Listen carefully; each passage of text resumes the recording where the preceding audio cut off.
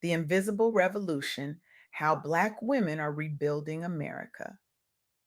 While America isn't looking good, evening, everyone. Thank you for joining me today for this special edition of Soft Girl Era. I'm your host, Leanne Dolce, and I recently had the extraordinary privilege of sitting down with Dr. Sharnell Greer, a visionary researcher whose work is quite literally rewriting American economic history as we speak. Before I dive into our conversation, let me tell you something about Sharnell that left me speechless. While most economic researchers are busy analyzing market trends from ivory towers, Charnel has spent the last decade embedded in communities across America, documenting an economic revolution that mainstream media has completely missed. Her groundbreaking methodology combines rigorous data analysis with deeply human storytelling, creating what she calls economic ethnography, and her findings have already influenced policy discussions at the highest levels of government.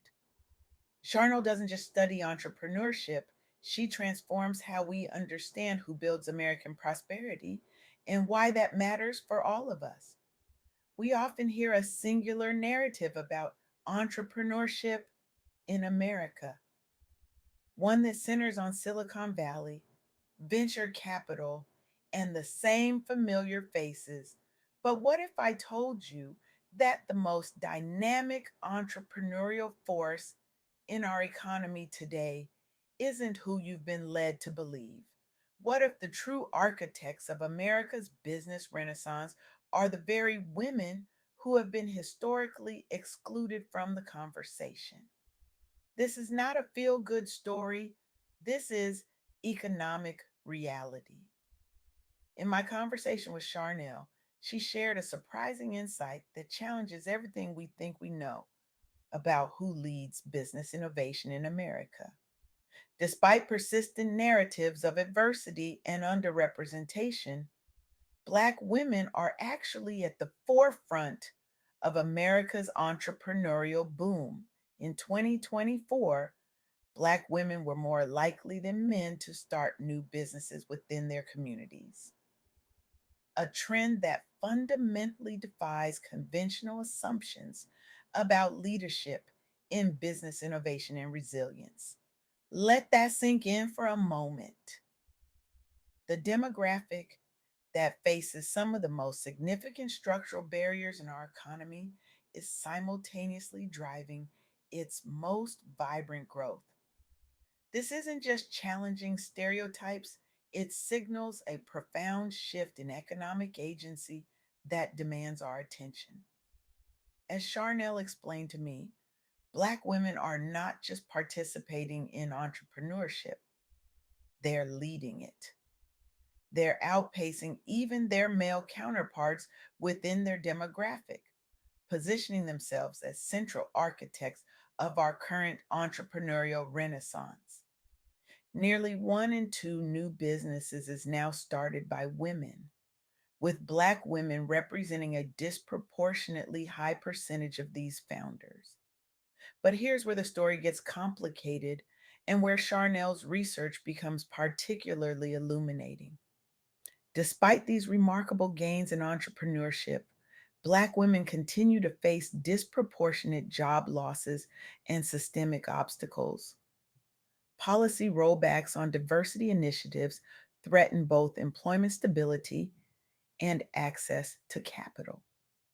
The unemployment rate among Black women jumped from 5.1% to 6.1% in recent months, a statistic that tells a story of persistent vulnerability even amid entrepreneurial triumph. When I began this research, Charnel told me, leaning forward with intensity in her eyes, I expected to document struggle. Instead, I found revolution. These women aren't just building businesses, they're rebuilding America from the ground up while America isn't even looking. What's particularly striking about Charnel's findings is that many businesses started by Black women focus specifically on community services and personal assistance sectors. This demonstrates a commitment not just to profit, but to social impact within their neighborhoods. These entrepreneurs aren't simply building businesses, they're addressing needs, solving problems, and creating value in communities that have been historically underserved. Let me share with you three powerful stories from Charnel's research that illustrate this phenomenon. In 2024, Charnel began tracking a remarkable trend across major US cities, a surge in healthcare related startups led by Black women. One of these founders, Dr. Maya Johnson, had spent 15 years as a hospital administrator before being laid off during pandemic related budget cuts. With three children to support and a mortgage to pay, she faced a decision: fight for another corporate position or create something new. I saw how our healthcare system was failing Black women specifically, Dr. Johnson told Charnel. The maternal mortality statistics kept me up at night. I couldn't wait for the system to fix itself. Within 6 months, Dr. Johnson had launched Maternal Matters, a telehealth platform specifically designed to support Black expectant mothers through pregnancy and postpartum care. Despite approaching 27 investors, all of whom turned her down, she persisted, leveraging her community connections and eventually securing a small grant from a local foundation. Today, Maternal Matter serves over 3,000 women across 3 states and has documented a 40% reduction in pregnancy complications among its users. Dr. Johnson now employs 15 people, most of whom are Black women who also face job displacement in healthcare. The rejection from investors was crushing, Dr. Johnson admitted, but every no just reminded me why this work was so necessary.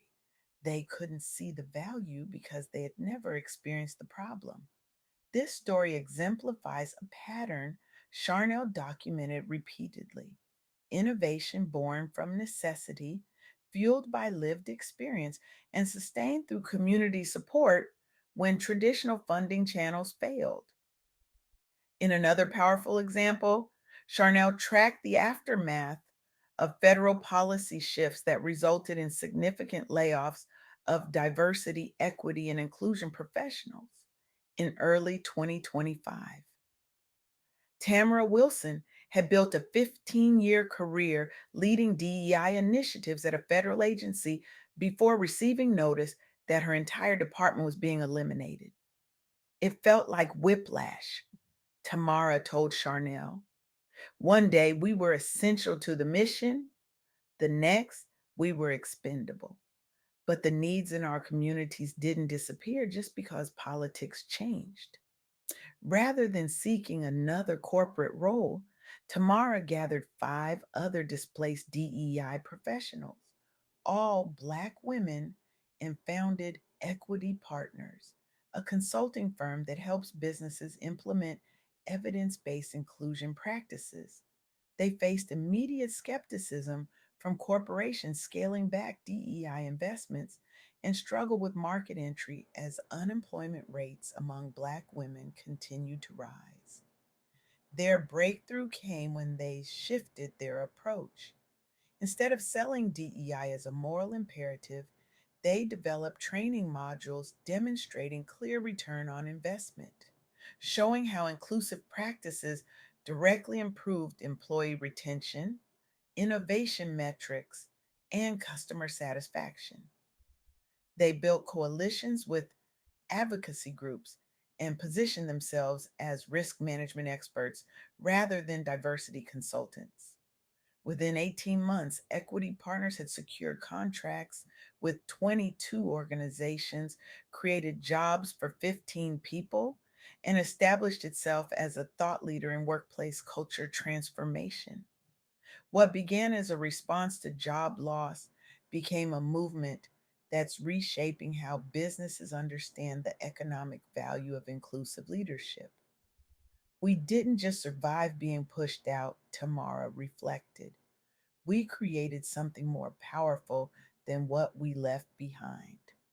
Perhaps most inspiring is the story of four young Black female engineers who met at a hackathon in 2023 and discovered they shared similar experiences, being the only Black women in their engineering programs and facing persistent doubt about their capabilities, despite outstanding academic records.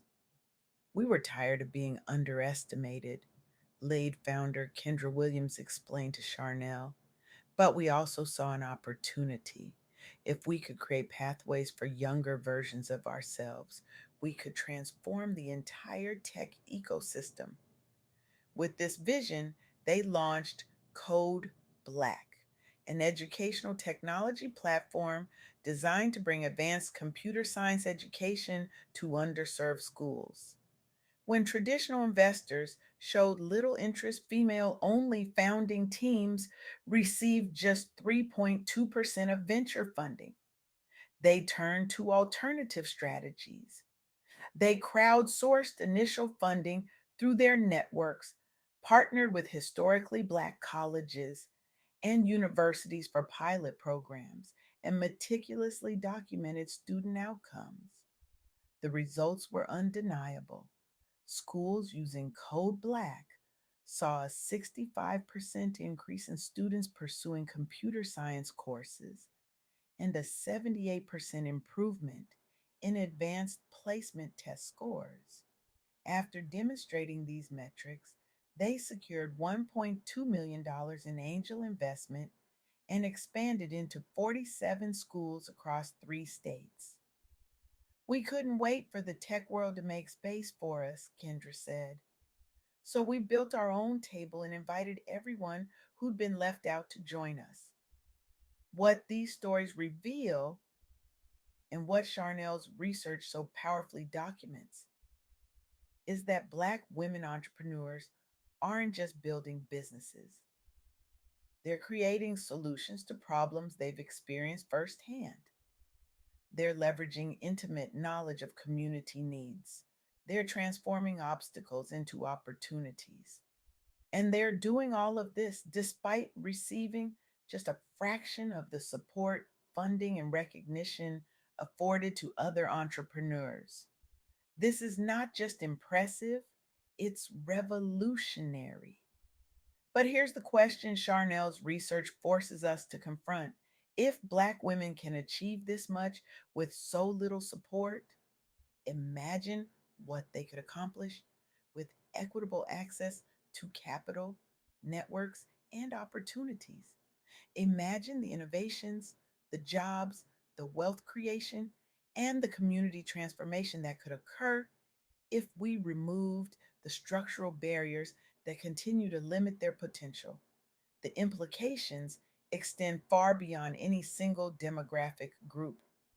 When we fail to support Black women entrepreneurs, we don't just harm them, we deprive our entire economy of innovations, solutions, and perspectives that could benefit everyone. We limit our collective potential by artificially constraining some of our most creative and resilient business leaders. As Sharno reminded me during our conversation, entrepreneurship isn't just about starting businesses, it's about solving problems. And who better to solve problems than those who have navigated them their entire lives? This brings me to a profound truth that emerged from my conversation with Charnel. Necessity remains one of the most powerful drivers of innovation. Many of these entrepreneurs didn't set out with dreams of business ownership. They turned to entrepreneurship because traditional employment failed them, because of layoffs, discrimination, inflexible work arrangements, or hostile work environments. They created their own opportunities when existing ones proved insufficient or inaccessible. There's a powerful lesson here for all of us. Sometimes our greatest innovations emerge not from abundance, but from constraint. Sometimes the path forward reveals itself only when conventional routes are blocked. Sometimes we discover our true capabilities only when circumstances force us to rely on them. But, and this is crucial, we shouldn't romanticize struggle or suggest that barriers somehow make us stronger. The resilience of Black women entrepreneurs is inspiring, but it shouldn't be necessary. Innovation shouldn't require overcoming discrimination. Success shouldn't demand superhuman effort from some while coming easily to others. As Charnel emphasized, we need to distinguish between celebrating resilience and normalizing inequity. We can honor the 10 remarkable achievements of Black women entrepreneurs while simultaneously working to dismantle the barriers that make their journeys unnecessarily difficult. I want to close with something Charnel said that fundamentally changed how I understand economic power in America. She said, the most revolutionary act isn't just succeeding against the odds, it's changing the odds for everyone who follows. This is our challenge today. Not just to applaud these entrepreneurs from a distance, but to become active participants in transforming the systems that have both necessitated and hindered their rise. If you're an investor, your challenge is clear. You are missing extraordinary opportunities if you're not actively seeking out and supporting Black women entrepreneurs. The data shows they're building successful businesses with minimal support. Imagine what they could achieve with proper funding. If you're a business leader, ask yourself, how many Black women owned businesses are in your supply chain? How are you leveraging their innovations and perspectives? What barriers in your organization might be blocking their participation? If you're an educator, consider, are you preparing all students to see themselves as potential entrepreneurs? Are you connecting them with diverse role models who expand their vision of what's possible?